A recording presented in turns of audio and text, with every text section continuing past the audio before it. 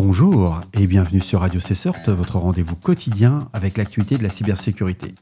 Nous sommes le samedi 19 avril 2025, épisode spécial 261, en direct du centre de la France, entre l'Indre et l'Indre-et-Loire.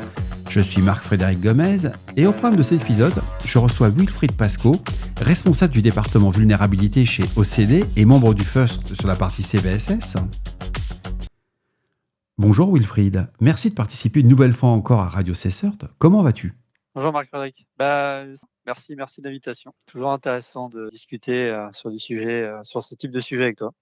On s'est eu plusieurs fois cette semaine et c'est vrai que le 16 avril 2025, le monde de la cybersécurité a frôlé une crise majeure. Le programme Common Vulnerability and Exposure, le CVE, géré par le MITRE, était sur le point de perdre son financement fédéral américain et ce programme est essentiel pour l'identification et le suivi des vulnérabilités logicielles à l'échelle mondiale. Mais à la dernière minute, c'est ce que j'appelle le petit rififi ou le drama queen, la CISA a prolongé le contrat du MITRE pour 11 mois supplémentaires, évitant ainsi une interruption brutale des services critiques de CVE. C'est une situation qui nous a tous mis devant une évidence sur la dépendance mondiale à un programme financé par un seul gouvernement, les Américains, et en réponse, des membres du conseil du CVE ont proposé la création d'une entité indépendante, la CVE Foundation, visant à assurer la continuité et l'intégrité du programme. Alors, c'est pour ça que j'ai souhaité qu'on fasse ensemble cet épisode, Wilfried.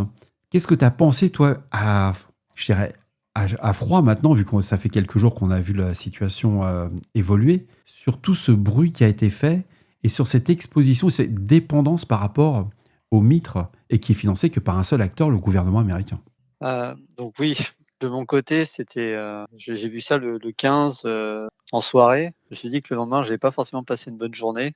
Alors, pas forcément sur le côté risque. De notre côté, on est peu à risque sur cette problématique de base CVE, mais c'est plutôt sur le côté question. Il y a beaucoup de clients qui se posent des questions, beaucoup d'acteurs internes qui se sont demandés s'il y avait un risque en fait sur le suivi des vulnérabilités qu'on avait en interne. Et clairement, je savais que ça allait buzzer, ça allait buzzer dans tous les sens et ça n'a pas loupé. Le lendemain, je pense que 90% de mon feed Twitter et LinkedIn, c'était que ça, avec effectivement l'ensemble des experts de renommée mondiale qui faisaient les tenants et les aboutissants de la perte des CVE dans le monde. Enfin, j'en vois quand même aujourd'hui. Même ce matin, j'en ai vu qu'il y avait un article qui disait « ça y est, c'est fini, il n'y a plus de CVE ». Bon oui, comme tu l'as très justement dit, les Américains ont une nouvelle fois sauvé le monde. Qu'est-ce qu'on pourrait faire? Qu'est-ce qu'on pourrait pas faire sans eux? Bon après, c'est eux quand même. Je te rejoins. C'est vrai qu'il y a beaucoup d'influenceurs en cybersécurité qui avaient programmé leur poste par rapport à l'annonce du fait que les CVE n'allaient plus être produites. Et on constate qu'il y a encore un petit peu une traînée de fin de comète sur le nombre de personnes qui, Oui. même le 16 ou le 17, disaient il n'y a plus le programme CVE, c'est la fin du monde. Les acteurs, je dirais, tous ces cyber-influenceurs quoi, ou ces consultants intergalactiques, bon, on l'a vu que c'était des gens qui n'étaient pas très fiables. Ils sont là pour faire du buzz, pour faire du bruit. Mais concrètement, toute entreprise commerciale qui a des contrats de vulnérabilité pour la veille sur les vulnérabilités, c'est vrai qu'on s'est tous posé une question. C'est est-ce qu'on était vraiment proche de la fin de la veille sur les vulnérabilités? C'est-à-dire que si demain matin, le programme CVE s'arrêtait et CWE, est-ce qu'on pouvait partir, par exemple, est-ce qu'on avait des alternatives? Est-ce qu'on pouvait partir sur des solutions, entre guillemets, autres? Alors c'est toute la problématique du CVE parce que quand on parle de CVE, on parle de deux choses. Et bien souvent, les personnes se trompent sur l'un et l'autre. CVE, c'est deux choses. C'est un standard et c'est une base. Le standard, donc ça permet des vulnérabilités depuis 1999. Ça a été créé justement parce que avant, clairement, c'était un peu la jungle, hein. Tu avais des vulnérabilités, mais tu savais pas forcément quand, qui, que, quoi, où. Donc effectivement, ce standard qui est le standard aujourd'hui un peu unique, tu l'enlèves de la sphère cyber, clairement, c'est le bordel. C'est le bordel parce qu'il n'y a pas de backup, il n'y a pas d'autres standards qui permet, on va dire, sur cette complexité qu'est le standard CVE, l'interopérabilité qui est proposée aujourd'hui, il n'y en a aucun qui le remplace. Sur la partie base de données, donc CVE.org et l'API qui permet de récupérer des informations librement, là, c'est un peu moins critique parce qu'effectivement, il y a beaucoup de bases aujourd'hui qui sont maintenues en parallèle commercial ou libre. Et il faut bien comprendre que CVE, c'est une méthode de suivi, mais il y a beaucoup de vulnérabilités qui sont suivies dans le monde qui n'ont pas de CVE et où ça se passe globalement bien s'il y a des personnes derrière pour les suivre. Donc ça nécessite quand même du temps, des compétences, people, mais ça se fait. Ouais, Néanmoins, on enlève CVE de l'écosystème, on perd toute cette interopérabilité qui n'existe pas ailleurs, même s'il y a d'autres programmes type CVE, CNNVD qui existent, mais qui vont pas avoir le poids de CVE en quelques mois ou années, alors que CVE, ça a 26 ans. exactement. Et par rapport au... Est-ce qu'il y a des alternatives potentielles qui pourraient, entre guillemets, cohabiter? Parce qu'il y en a déjà quelques-unes qui cohabitent à côté du format du modèle CVE NVD. On peut parler d'OSV, par exemple. Alors, OSV, c'est une base qui permet de mettre en avant des vulnérabilités sur toute la sphère OSS, donc open source. Donc ça répond à une partie de la problématique, mais pas à tous. C'est-à-dire que tu peux chercher sur OSVDev des vulnérabilités sur de l'IBM ou de l'Oracle, tu n'en auras pas. C'est clairement des projets communautaires, des projets GitHub. Je pense que c'est un outil qui peut être indispensable en public. Néanmoins, ça résout pas toute la problématique. D'accord. Après, il y a d'autres méthodes, hein. On parlait de l'ENISA, la base de vulnérabilité d'ENISA qui avait été créée pour un peu concurrencer la base du NVD, qui est un peu en mort cérébrale depuis 18 mois. Ça reste une bonne initiative. Est-ce que ça doit remplacer un standard et une base? Remplacer, je ne sais pas. Est-ce que ça doit permettre une plus grande, de moins dépendre des États-Unis? Oui, c'est toujours intéressant que d'utiliser que des outils américains. Moi, j'ai regardé sur mon analyse, je trouvais que c'était plus complémentaire. C'est-à-dire qu'on pouvait pas se passer, pour moi, on ne peut pas se passer de l'un ou de l'autre réellement. Quand on a des environnements open source, on a besoin OSVDev, pardon. Mais si demain, entre guillemets, la base CVE NVD devait, entre guillemets, disparaître ou ne plus être disponible en ligne, ça prouve aussi qu'il faut s'appuyer sur des professionnels qui font vraiment de la veille sur les vulnérabilités. Parce que si demain matin, il n'y a plus de la base CVE NVD, on va continuer à recevoir les bulletins des éditeurs. Le tout est d'avoir le bon correspondant qui va nous permettre d'agréger tout ça. Mais quand tu regardes Oui, c'est ça. ouais, mais quand tu regardes le rôle de GitHub Advisory Database dans l'écosystème de la sécurité et de ces logiciels libres, ça centralise quand même tous les avis de sécurité émis par GitHub. Et est-ce que tu penses que c'est une bonne base alternative, pas alternative, je dirais complémentaire par rapport au site du Mitre? Ou est-ce que ça fait partie de Oui, sa pourquoi veille qu'on pas. doit avoir, entre guillemets? Alors, je vous invite à aller voir sur les advisos de GitHub.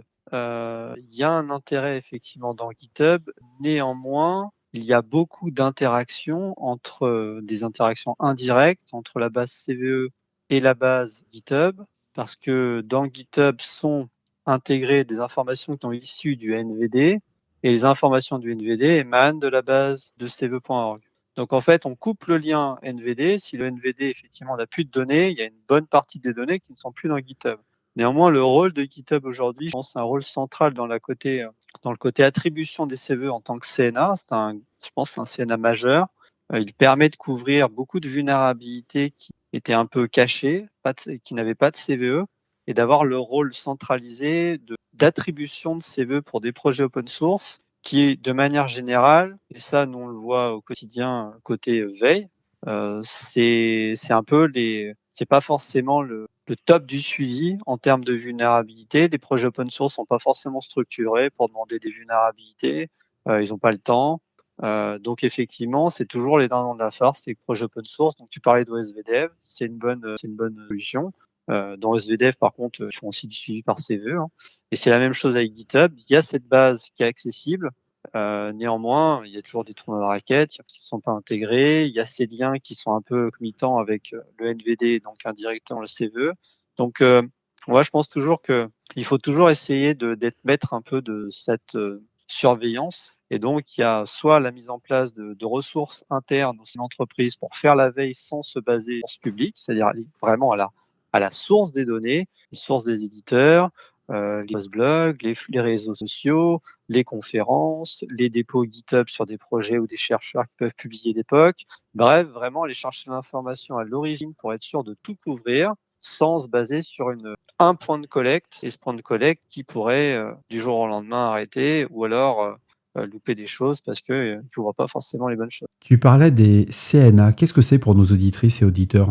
C'est quoi Alors un les CNA? CNA, alors un CNA, c'est un organisme, on peut dire proxy du MITRE. C'est une entreprise qui est habilitée par le MITRE à attribuer des CVE sur ses propres produits ou sur son scope on va dire, d'expertise, on va dire commercial. Je donne 2 exemples. Premier exemple, c'est Microsoft. Microsoft et CNA pour les vulnérabilités qu'ils vont découvrir dans leurs produits ou qu'on leur remonte. Ils peuvent également aussi attribuer des CVE sur des produits qui ne sont pas associés à des CNA eux-mêmes, mais pour lesquels voilà, ils ont fait de la recherche de vulnérabilité, il y a eu des campagnes d'attaque. Donc c'est un proxy orienté produit Microsoft, mais pas que.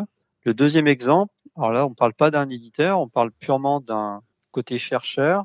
C'est un CNA français, c'est WP Scan. Alors lui, ce CNA attribue des CVE sur des vulnérabilités sur des plugins WordPress qu'ils vont trouver, découvrir. Donc il y a énormément de plugins WordPress, donc il y a énormément de vulnérabilités. Et donc les CVE, là, ça ne va porter que sur des produits, on va dire, tierces. D'accord. Donc le gros avantage d'un CNA, c'est on va dire, décharger un peu le travail du MITRE pour ses propres produits, mais également d'enrichir les données qui sont sur la base cve.org en allant pousser les données de leur propre vulnérabilité sur la base et d'inclure des données telles que les descriptions, les scores CVSS, des produits, les versions de produits qui sont impactées, etc. Donc tous les CNA ne font pas la même chose, plus ou moins en détail, mais voilà, c'est le rôle global d'un. Merci. Et comment tu vois OpenCVE? Est-ce que ça va vraiment améliorer la surveillance des vulnérabilités? Comme projet, tu le positionnes comment dans l'écosystème? Alors, OpenCV, je connais pas très bien. Je sais que je l'avais suivi il y a quelques années, j'avais regardé comment ça fonctionnait. Ça fonctionnait beaucoup avec la base NVD. Clairement, il y a une Je pense que adhérence. depuis. Il y a une adhérence très très forte sur la base NVD. C'est pour ça que j'étais très surpris dans le projet OpenCV. On n'en a pas trop parlé au moment des différentes propositions qui ont eu lieu cette semaine sur d'autres projets. Mais je voyais qu'ils allaient perdre, comme beaucoup d'acteurs qui s'appuient sur cette base pour faire de la veille en vulnérabilité, ils perdaient carrément les moteurs principaux, quoi. Oui, en fait, sur la notion de veille sur les vulnérabilités, je parle pas de base centrale, mais la veille sur les vulnérabilités, il y a deux mondes. Alors, je suis pas là pour faire le pour et les contre, à tirer à bout ce soir, je fais juste Mais nous sommes assez dans un factuel. esprit bienveillant sur Radio Cesseur, je tiens à te Non, le non, mais confirmer. moi, tu me connais. Si je dois dire des choses, je le dis. Mais là, je suis vraiment totalement factuel. Je suis Il y a tout à des fait d'accord entreprises, avec toi. donc il y a des entreprises qui font leur fonds de commerce de veille. Je dirais pas forcément une veille sur les vulnes, mais plutôt une veille sur les patchs. Donc, on s'appuyait sur des données libres, le NVD, la base CVE, et il n'y a pas d'analyse. Tu perds de la donnée brute comme elle est. Il n'y a pas de rajout d'intelligence, on va dire. Ils font du scrapping. Et c'est mis à disposition. Exactement, c'est du scrapping et donc ils essayent de mettre la donnée sur un mode le plus interopérable possible pour que ce soit récupérable facilement. Franchement, ça vaut pas cher. Je dirais, ça existe. Donc, quand il y a des choses qui sont gratuites pour des entreprises, vaut mieux qu'elles choisissent une solution gratuite plutôt qu'elles ne fassent rien. Le nerf de la guerre aujourd'hui, c'est l'information. De ne pas être informé, ça ne génère pas d'action. Donc, une entreprise qui dit, moi, je me sers du CERT-FR, donc bulletin du CERT-FR, OpenCVE ou le NVD pour faire ma veille parce que j'ai zéro budget, bah, c'est très bien. Déjà, au moins, ils sont conscients qu'il y a Ah, je suis tout besoin de à fait. faire. Je te rejoins à 100%. Quand on voit vraiment les bulletins du CERT-FR et du NVD, ouais, c'est le côté Alors, pub. Je suis forcé de faire un peu de pub pour le CERT-FR. Ils font un super boulot quand même, qu'on le veuille ou non. Ce que beaucoup de gens oublient, et tu l'as très bien insisté, entre ne pas avoir de budget et faire de la veille, même si elle n'est pas, on va dire, efficiente à 100% par rapport à un service commercial qu'on va payer, mais si on suit déjà tout ce qui fait le CERT-FR, il y a aussi le CERT Santé qui fait un très beau boulot au niveau des veilles sur les tout à fait. vulnérabilités. Alors, ça ne fait pas tous les produits. On ne va pas retrouver tout ce qu'on utilise en interne dans une entreprise ou chez un particulier ou même un indépendant. Mais comme tu l'as bien précisé, il y a suffisamment d'outils disponibles en mode gratuit pour avoir une couverture, on va dire, au minima, quoi. Voilà, Oui, c'était le c'est côté une pub. Je suis couverture à désolé, minima. je t'ai perturbé avec tous ces Non, boutons et tout ça, mais non, pas du tout.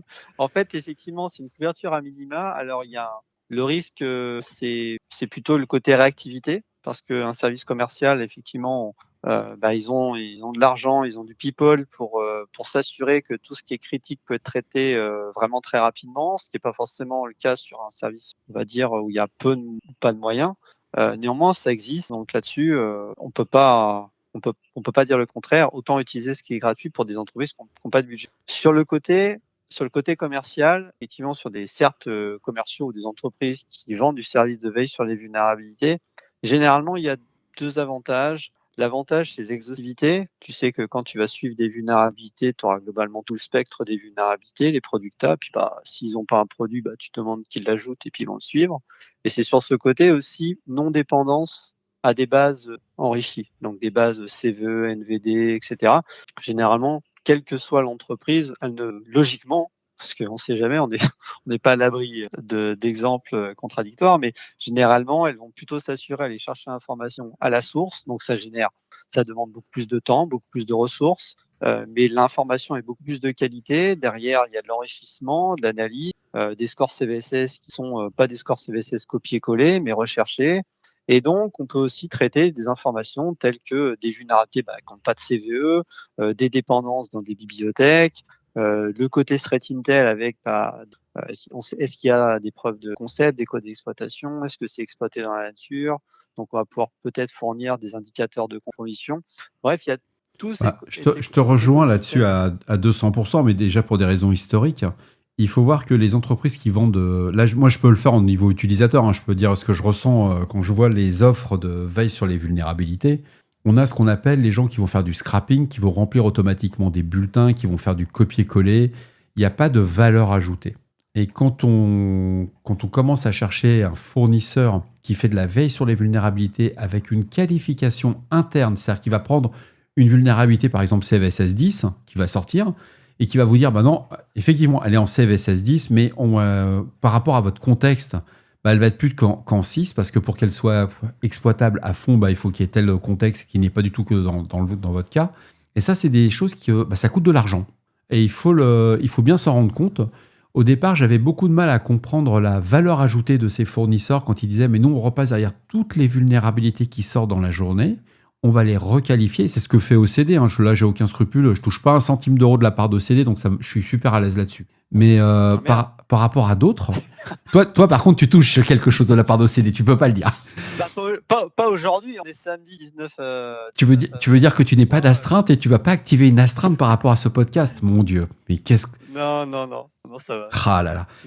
Sinon, mon chef va pas être content. Oui, en plus, il dirait c'est pas facturé assez cher. Et donc, le truc qui se produit, c'est que quand on fait appel à des fournisseurs, quand on utilise plusieurs fournisseurs, moi je sais que dans mes fournisseurs, j'ai des gens qui font du scrapping, parce qu'on a besoin d'avoir de l'information rapidement, qu'elle soit actionnable le plus facilement possible. Mais quand on a besoin sur des risques réellement identifiés, passer par un fournisseur, et là, quel que soit le fournisseur que vous choisirez, il faut vraiment vérifier. C'est que derrière, il y a du people. Il n'y a pas d'IA. Là-dessus, il faut oublier ces trucs-là. Hein. Il n'y a pas d'IA, il n'y a pas du deep learning, c'est n'importe... Ce sont des gens qui vont prendre les bulletins, qui vont regarder, qui vont monter, qui ont des labs, qui ont la capacité aussi de mettre, par exemple, quand il y a un POC qui sort une RCE, qu'ils aient cette capacité. Ça fait partie des choses qu'il faut voir. Alors effectivement, par rapport à un mec qui fait du scrapping, qui vend le service quelques kilos euros, vous allez payer une centaine de kilos euros. Mais c'est pas du tout la même chose. On compare pas une Dacia à une fusée. C'est ça la différence, quoi. Voilà, c'était juste le petit truc. Non, tout à fait. C'était pas prévu comme question, mais il y a des choses qui me font... parce que le projet OpenCVE, moi je l'ai suivi aussi de mon côté. Je l'ai trouvé hyper intéressant.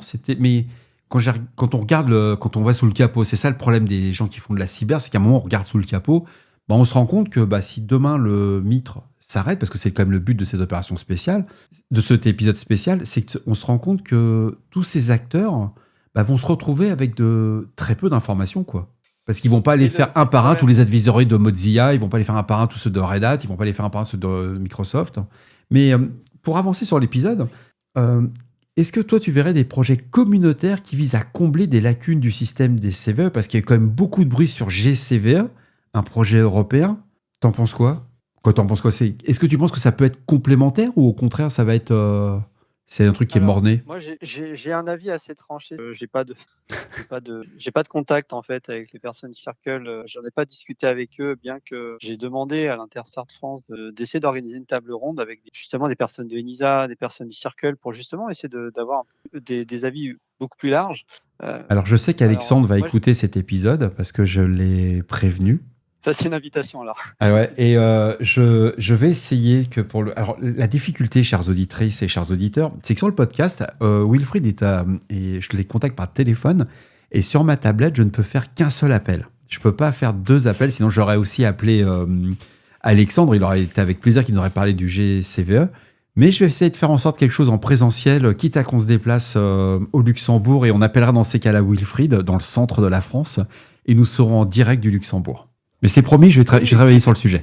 et puis, il y a ouais, toute invitation est bonne à prendre, mais pour revenir du coup à ce côté, GCVE, moi j'ai plus un avis sur, on a quand même dépensé 26 ans du temps à trouver, quelque chose d'hyper interopérable qui est utilisé partout, qui est entre guillemets «une dépendance», dans de nombreux systèmes, nombreuses applications, et de dire: «On va passer à autre chose, on va prendre un autre système en mode backup parce que on a une épée de Damoclès américaine qui pourrait faire arrêter le programme du jour au lendemain». Je dirais, je suis pas forcément toujours défaitiste, mais là, je suis vraiment pas du tout. Je suis juste pour améliorer les choses plutôt que passer à une autre page en disant si CVE tombe, on va prendre GCVE, on va prendre CNNVD. GCVE, je connais pas, on va dire l'objectif, on va Bah, dire c'est leur c'est pas commun. tellement la norme. La norme en tant que telle, si on la compare par rapport à celle du CVE, c'est complémentaire. Ça pourrait, entre guillemets, le remplacer. Il y a un peu d'attributs qui est supplémentaire. Mais le vrai sujet, c'est quand même le financement. Parce que c'est quelque Oui, chose totalement. là, on a parlé technique, mais si on parle du financement, tu m'as appris cette semaine le financement grâce au site de veille sur les dépenses américaines. Il y a un site officiel, et bon, c'est 17 millions de dollars. Et aujourd'hui, il y a que les États. C'est là qu'il faut être un peu plus pragmatique. Aujourd'hui, sur le monde, sur le MITRE, le CVE, il y a que les États-Unis qui payent, et que le gouvernement fédéral. C'est comme si on demandait au gouvernement français, on demanderait à l'ANSI de payer le projet MITRE CVE à 100%. Et toute la planète l'utilise gratos. Parce que c'est ça quand même quelque part D'Avincent, le mais fond. piqué. Voilà. Donc, si on prend la fondation CVE qui vient d'être créée, aujourd'hui, c'est quand même son problème de fond, c'est un peu le pognon quand même. Oui, totalement. Enfin, clairement, je dirais même pas que c'est un problème de pognon, c'est un problème de gouvernance. C'est-à-dire que le pognon, si on a vraiment besoin de quelque chose, le pognon, on peut le trouver. Par contre, pour trouver du pognon, il faut déjà avoir une bonne gouvernance. Aujourd'hui, il n'y a pas de gouvernance, il y a uniquement un sponsor, un maître d'œuvre et des analystes qui sont derrière. Est-ce que c'est la bonne solution? Non. Par contre, on peut pas, je pense on peut pas tirer sur les Américains en leur disant ah mais pourquoi vous n'avez pas aujourd'hui mettre du pognon quand même sur un domaine qui est utilisé non pas que par les Américains mais par le reste. Donc là aujourd'hui c'est les Américains qui payent pour tout le monde. Bon, c'est eux qui ont été moteurs dès le début, c'est eux qui ont poussé à faire beaucoup de choses. On leur avait pas demandé de le faire, ils l'ont fait parce qu'ils avaient un besoin. Est-ce que vraiment maintenant, 26 ans après le début de CVE, il n'y a pas moyen de trouver un mode de fonctionnement plutôt indépendant via une organisation non gouvernementale, une association de CNA ou autre? Je pense qu'il y a moyen de faire. La seule chose, c'est, je pense que pour 17 millions, on peut peut-être faire moins pour un programme CVE, en sachant que l'ensemble des CNA ne sont pas payés. C'est un programme qui est gratuit. Aujourd'hui, le fonctionnement du MITRE pour la partie CVE et CWE, c'est 17 millions, enfin, ce qui est marqué sur les safe funding. C'est on paye des analystes. Je pense qu'il y a beaucoup d'analystes. Il y a aussi, c'est une administration, il y a des chefs de projet, comptables, ça coûte de l'argent. Il faut Mais savoir, de nous, Wilfried, que dans les auditeurs de Radio Cesseur et auditrices, nous avons des fonctionnaires. Donc tous les fonctionnaires ne font pas semblant de bosser. Il y en a beaucoup qui travaillent quand même. C'est ah, juste mais le côté. Mais je suis tout à fait d'accord avec j'ai toi. pas du Il y a des tout. coûts, il y a des coûts gouvernementaux qui sont extrêmement chers. Il y a différentes choses, mais quand on met le nombre de personnes qui travaillent, parce qu'il y a les infrastructures informatiques qui sont aussi incluses dedans, les 17 Oui, tout millions à sont fait. totalement justifiés. Il y a pas de, c'est pas quelque chose qui est volé.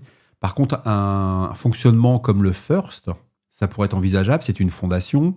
Il y a des membres. Les membres cotisent, et chaque année, on pourrait imaginer qu'un certain nombre d'éditeurs de logiciels, de constructeurs informatiques, ou même de grandes compagnies utilisatrices de l'IT puissent financer par rapport à leurs moyens et leurs capacités.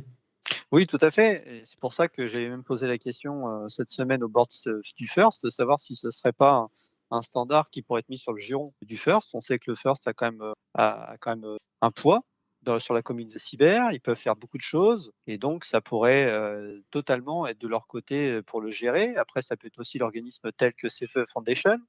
J'ai mon chat qui a miaulé, on peut recouper. C'est pas grave, ne t'inquiète pas. C'est tout à fait Attends, je naturel. sors. Moi, j'ai mon chien qui est en train de se gratter juste à côté. Ça fait partie de Attends, l'épisode. je sors. Donc, tu en as parlé cette semaine au First. Et est-ce que tu as eu une écoute attentive? Est-ce qu'ils ont dit, tiens, on prend ça pour l'ordre du jour? Parce que c'est quand même comment dire, une fondation américaine, mais qui fonctionne avec un système très hiérarchisé et protocolaire. Non, alors pour information, remontée que j'ai fait au travers du groupe de travail First, donc ça va être pris en compte. Il faudrait que j'en parle avec Olivier Calef qui est au board du First parce que ça pourrait être une question qui pourrait être mise à l'ordre du jour. Mais ça reste, je pense, une possibilité. Ils peuvent très bien se proposer. CV Foundation, ça pourrait être aussi intéressant. Aujourd'hui, CV Foundation, il faut comprendre que c'est des personnes du board qui, ça fait depuis quelques mois, sont un peu exaspérés du mode de fonctionnement interne et sur le côté un peu politique que ça peut prendre. Et donc, c'est pas quelque chose d'officiel. C'est comme disait une personne du board CVE, c'est des rogues. C'est vraiment des personnes qui ont fait ça de leur côté sans que ce soit validé par le board CVE. Néanmoins, il y a quand même des éditeurs qui ont répondu présent. Cisco, le premier, ils ont dit on a vu la CVE Foundation, ça peut être une très bonne initiative. Quelle que soit l'initiative, nous, on sera là pour supporter le projet CVE pour qu'il perdure dans le temps. Donc là, c'est une annonce, mais il pourrait y en avoir d'autres. Et ça m'étonnerait que les éditeurs lâchent le programme. C'est comme ça, vu comment ils sont, Tu, entre guillemets, dépendants. oui, tu parlais de Cisco. Et est-ce qu'il y a des éditeurs ou des constructeurs chinois qui participent à ce type de programme? Alors, je fais pas mal de groupes de travail. J'ai jamais vu les chinoises, alors encore moins le gouvernement. Le gouvernement, officiellement, Non, sans rentrer dans la polémique focus. du gouvernement ou autre, mais par exemple, quand on voit que des constructeurs de téléphonie, de voitures électriques, etc., ce sont des ordinateurs et que derrière, c'est de l'ordinateur, c'est de l'informatique embarquée, est-ce qu'on n'a pas moyen de, entre guillemets, de faire participer ces industriels? Parce que ça reste des industriels. Là, on parle de la CVE, il n'y a rien de secret, hein. Quand il y a une RCE, c'est public. Le POC, il est sorti sur GitHub, c'est public. On n'est pas dans des... Écoute, il n'y a pas les systèmes déjà, de missiles balistiques américains, hein. essaye de trouver des vulnérabilités sur, par exemple, les voitures autonomes ou les voitures électriques chinoises. Ça m'étonnerait que tu en trouves. Le seul constructeur, entre guillemets, associé chinois, où je vois des bulletins de vulnérabilité qui est un peu intégré dans la communauté sécu mondiale, c'est Huawei. En dehors de Huawei, j'en vois très très peu. J'en vois très très peu et ils ont aujourd'hui des obligations internes de report auprès du côté CNNVD. Donc, il n'y a pas forcément aujourd'hui de prise de position spécifique. Je le vois dans les confs. Moi, je vois très peu de Chinois qui vont donner des talks, ou qui vont parler ou même assister. Et sur les groupes de travail que je suis, j'en connais pas du tout. Après, c'est peut-être culturel, hein. Je sais Ouais, pas tout à fait. forcément. C'était juste des pistes exploratoires qu'on avait. Donc, on était en train d'arriver sur la fin des projets communautaires. Mais tu as quand même. Comment tu verrais la méthodologie Mitra-Attack si elle pourrait compléter les informations fournies par la CVE? Est-ce que tu penses que ça peut permettre de Aujourd'hui, elle le contextualiser? complète. Aujourd'hui, elle le complète, hein, parce qu'effectivement, c'est des techniques. Donc, c'est des tactiques, c'est des techniques, que ce soit au niveau défense qu'attaque. Donc, en effet, quand on parle d'attaque, on parle potentiellement d'exploitation de vulnérabilité. Dans le cas d'exploitation de vulnérabilité, il y a les TTP qui rentrent effectivement en compte. Donc, dans tous les cas, je prends dans un service, par exemple, c'est CIRT, qui va faire de la réponse à incident. Cette réponse à incident, ils vont en effet inclure des données telles que l'exploitation de vuln en parlant de CVE ou pas de CVE, ils savent qu'il n'y a pas de CVE. Et ils vont intégrer le framework attaque d'une manière, on va dire, parallèle, complémentaire. Il n'y a pas de concurrence directe. Et effectivement, Mitra-Attack complète pas forcément le côté directement lié aux vulnérabilités, mais dans un contexte beaucoup plus global d'un point de vue détection, réponse. Compréhension de la menace, tout simplement. Oui, tout à fait. Ok, donc on arrive sur la dernière question qu'on avait prévue, c'est quels sont les défis liés à la dépendance excessive au système CVE? C'est-à-dire que là, dans 11 mois, concrètement, bah, la CISA, parce que c'est quelque chose qu'on n'a pas trop fait le focus, il faut bien voir que le Mitre et la CISA sont deux organismes différents. Celui-là qui amène le pognon, c'est la CISA. Et si on continue tel que c'est fait actuellement la réorganisation de cette agence américaine, dans 11 mois, ils décident d'arrêter. Donc, qu'est-ce qu'on pourrait, entre guillemets, avoir comme impact? Est-ce que tu verrais, toi, des retards dans les publications? Alors déjà qu'il y en a énormément sur la base des vulnérabilités. Est-ce que les informations qui vont plus être publiées, ça va être des informations incomplètes, etc. Comment toi, tu sens ce défi? Comment tu te prépares que dans 11 mois, soit ça va faire pchit et ça sera pris par la CVE Foundation, par exemple, ou au contraire, on aura quelque chose d'autre. Peut-être que la CISA, qui faisait quand même partie de ses objectifs initiaux, devait aussi reprendre un peu le côté des vulnes. Avec la CISA, tout est possible. Peut-être qu'ils vont nous sortir un nouveau standard 6 mois en disant en fait, nous, on reprend tout un truc et laisse les vœux de côté. Et pour nous, c'est un CID. Non, mais totalement, pour être totalement complet là-dessus, déjà, il y a un truc qu'il faut savoir, c'est qu'il y a beaucoup de gens qui pensent que le NVD et CVE, c'est un peu chapeauté par le même organisme, alors que pas du tout. NHS, donc le département Homeland, sécurité intérieure américain, effectivement, donne des fonds pour le MITRI avec CVE, CWE.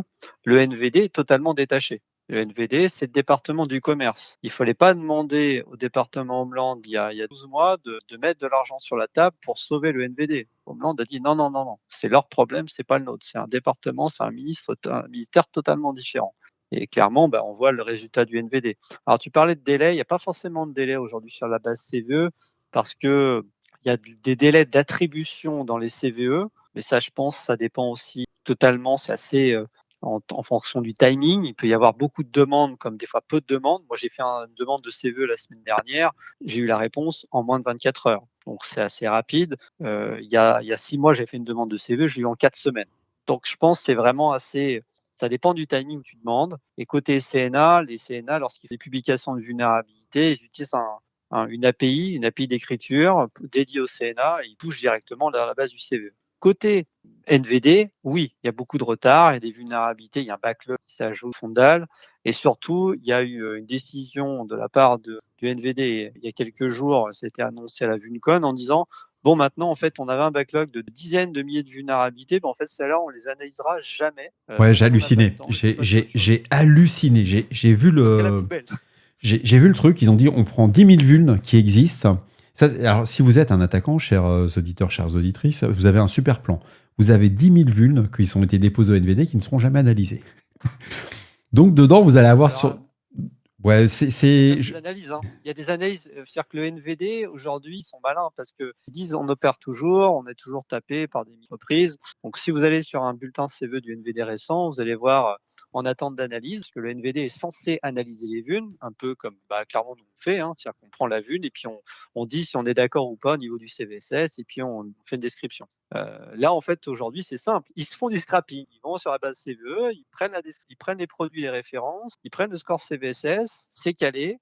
Ça, c'est balancé sur des bases d'autres bases prises par d'autres services. Donc, le NVD opère toujours, mais c'est un peu une coquille vide. C'est pour ça que je parlais tout à l'heure du lien avec vraiment la base CVE. C'est-à-dire que si la base CVE, je ne parle pas du standard, mais la base CVE, il ferme boutique, le NVD, déjà que c'est en mort cérébrale, mais là, en fait, on débranche la prise. Ça ne sert plus à rien.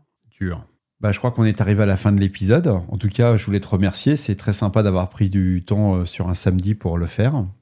Vu le temps pourri dehors, je trouve que ça me fait plaisir de passer du temps à discuter de sujets qui m'intéressent. Alors, dans l'Indre, il y a du soleil. T'as de la chance. T'as de la chance. Je te dis, le centre de la France, il n'y a pas mieux au niveau climat. Merci beaucoup, Wilfried. Merci à toi. Si vous avez des questions, si vous avez des compléments, vous n'hésitez pas. On essaiera d'y répondre ou j'y répondrai à travers les épisodes de Radio CSERT.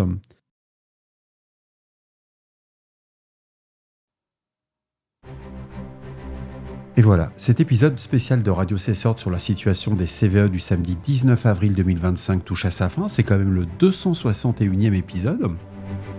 J'espère qu'il vous apportera des informations claires et utiles. N'oubliez pas, si vous avez des retours ou des sujets que vous aimeriez voir traités, faites-le moi savoir. C'était une première, c'est la première fois que j'appelais quelqu'un au téléphone pour faire un enregistrement. On n'a pas fait de vision en parallèle, donc c'était vraiment comme une conversation naturelle. Dites-moi ce que vous en pensez, si c'était à refaire, on fera ça avec plaisir. Ou au contraire, toujours continuer sur du monologue. Laissez-moi un message sur le répondeur de Radio Cessort au 07 68 72 20 09, 07 68 72 20 09, ou envoyez-moi un email à radiocessort@gmail.com. Bien entendu, si vous voulez soutenir le passage de Radio Cessort au format vidéo, faites cramer la carte bleue.